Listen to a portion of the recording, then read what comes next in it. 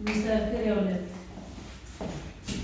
بصوا يا ولاد، احنا عايزين نبقى عيلة واحدة ونبقى كويسين، لأن باباكم بيشوف مشاكل بره في الشغل وبيجي هنا يكمل معانا. فممكن بعد إذنكم نبقى عيلة واحدة، والنهارده في يعني مناسبة حلوة إن عيد ميلاد أختكم. ممكن بعد إذنكم عشان حتى تركزوا في مذاكرتكم وأنا هساعدكم واختكم تبقى معاكم ونبقى عيلة مع بعض، وبالمرة نعمل إيه؟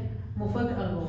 واحنا مش عايزين تمشي. أول ما يجي، وأنا بحبكم جدا، ممكن نحب بعضينا كده وبابا يخش كده يلاقينا بابا ده. مجمع المواقف.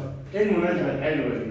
أنا شايف شوية أمارات مع بعضينا. احنا عاملين لك مفاجأة إن الولاد احنا بقينا أصدقاء وكويسين، وإن احنا مش هنزعلك تاني. يعني وعايزين نقول أنت لك تعبان بره ما تجيش كمان وعايزين نقول لك على صراحة. ماشي. احنا اللي حطينا الملح احنا انتهينا من الموضوع ده. يلا فرحوا اختكم وارقصوا وطبلوا. يلا يا حلوين، يلا بوسوا اختكم. اقعدوا يا مدام نشوف الحلوين مع بعضيهم. يلا يلا يلا يلا تعالي كده في وسطينا.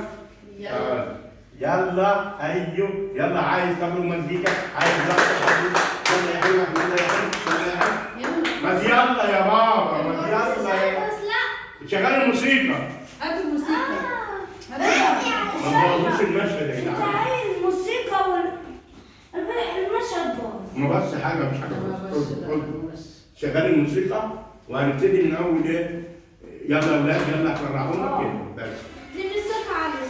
مش مهم، هتبان مع هذا انا امسكها لك او حط التليفون. طب ما هيبان هنحطه هنا. طب تنزل على البتاع صوت عالي عندك.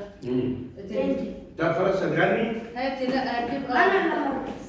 كنا عايزين اغاني بتاع عيد ميلاد. هي عيد هتجيب ميلاد. عندي. ما هو هتجيب هي عيد ميلاد. لا مش عيد ميلاد. ظبطوا المشهد.